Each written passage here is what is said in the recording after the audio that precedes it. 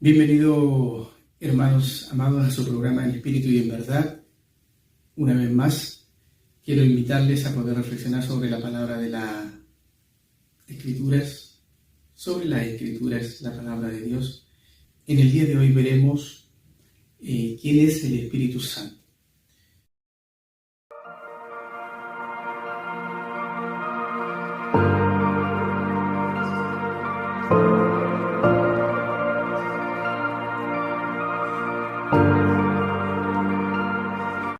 Quiero poder enfatizar al Espíritu Santo como una persona, como la tercera persona de la Trinidad.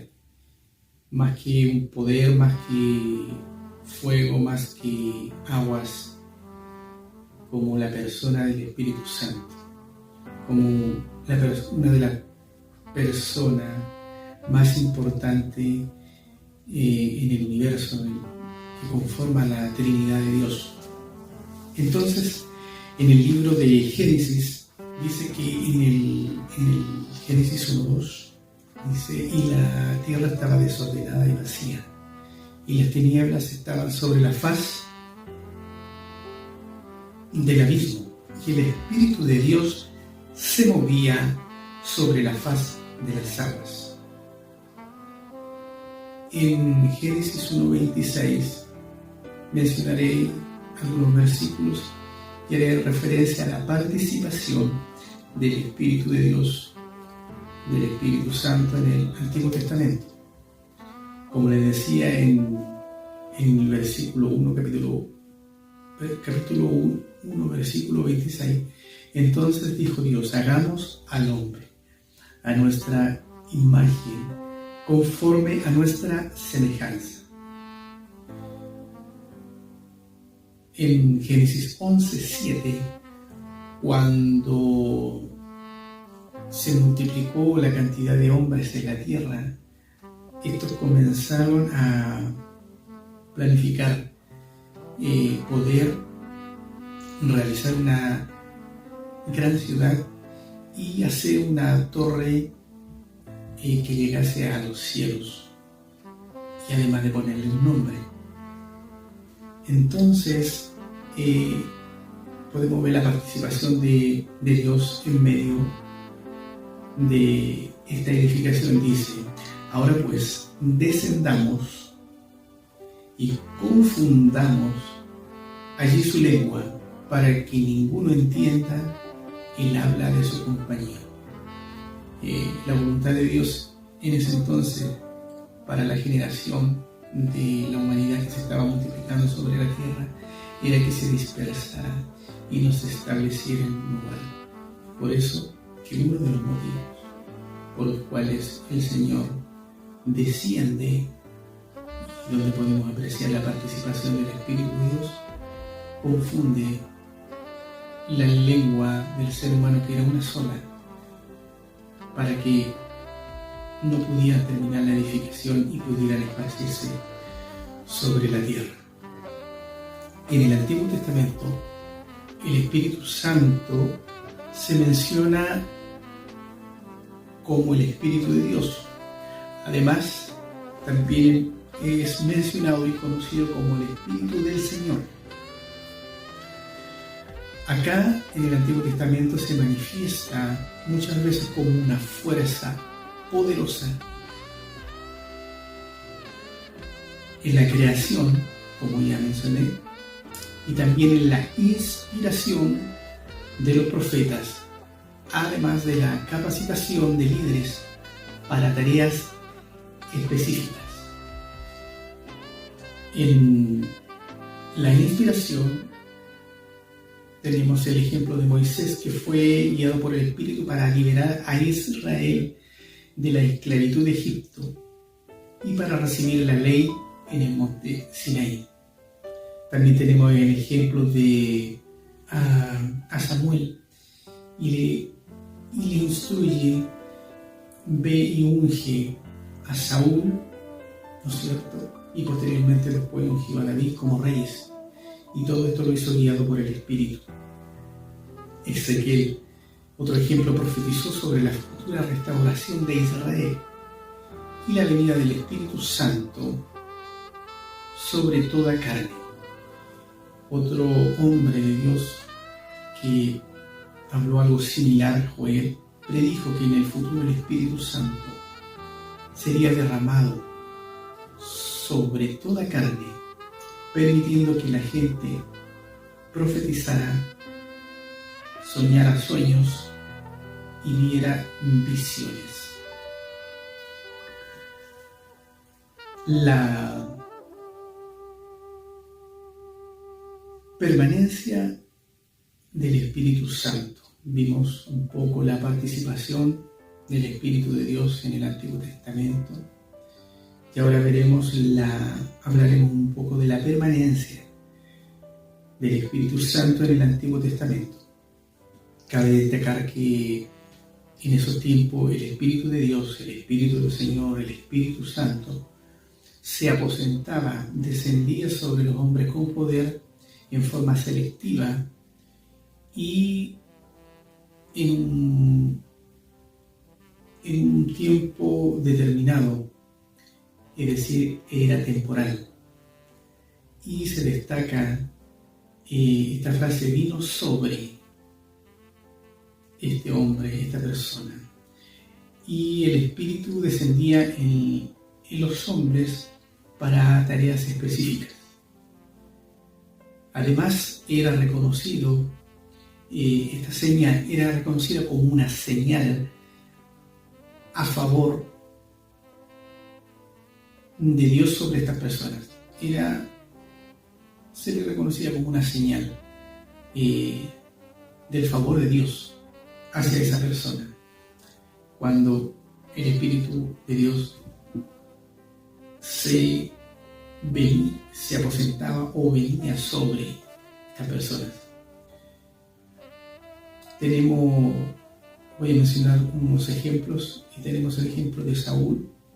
Declara la Escritura que venía una compañía de profetas y vino sobre el Espíritu de Dios con poder, y él también comenzó a profetizar junto a la compañía de profetas, y el pueblo que le conocía quedó sorprendido. También tenemos el ejemplo de David, cuando el Señor le da una instrucción.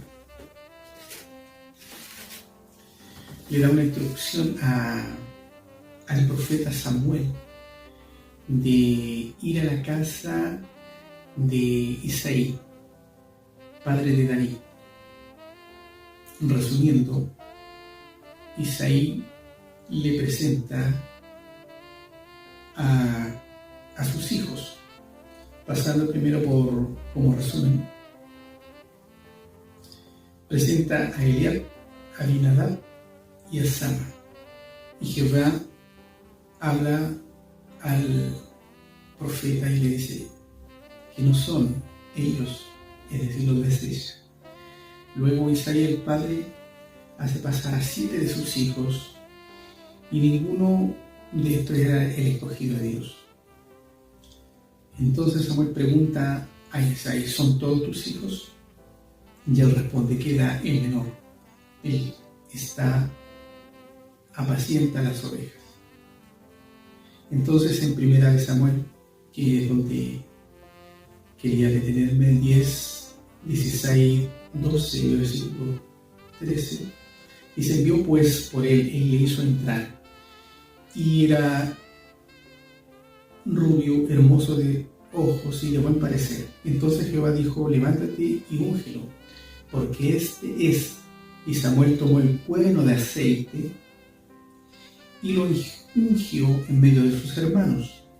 Y desde aquel día en adelante el Espíritu de Jehová vino sobre David. Se levantó Samuel y se volvió a Ramá. Aquí tenemos otro ejemplo de la permanencia del Espíritu de Dios que vino sobre estos hombres para determinadas tareas.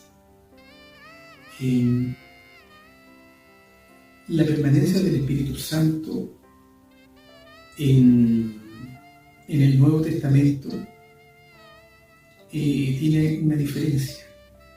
En 1 Corintios 6, 19, 20 dice: ¿O ignoráis que vuestro cuerpo es templo del Espíritu Santo, el cual está en vosotros, el cual tenéis de Dios, y que no sois vuestros, porque habéis sido comprados por precio? Glorificad pues a Dios en vuestro cuerpo y en vuestro espíritu, los cuales son de Dios. En el Nuevo Testamento hace mención de que nosotros somos comprados por un precio, y ese precio es un precio de sangre que Jesucristo, el Mesías, el Yeshua, dio su vida en la cruz para que todo aquel que en él cree tenga la vida eterna. Desde esa perspectiva, cuando el hombre o mujer de Dios, o la mujer reconocen este sacrificio, se cumple la promesa de que el Espíritu Santo viene sobre esta persona y Él mora en la persona.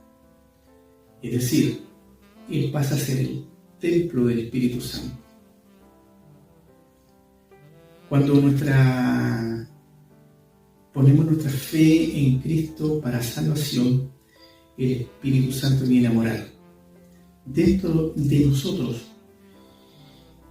y es la garantía de nuestra herencia, según Efesios 1, 13, 14.